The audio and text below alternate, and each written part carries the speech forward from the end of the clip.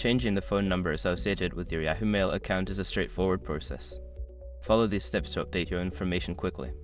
Step 1. Sign into your Yahoo account. Go to the Yahoo Mail website and enter your username and password to access your account.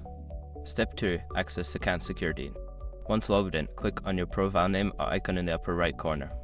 From the drop-down menu, select Account Info and then navigate to Account Security. Step 3. Update recovery phone number. Before starting recovery, use the SROC link in the description to open the account recovery checklist generator and make sure your verification details are ready. Step 4. Verify your new phone number.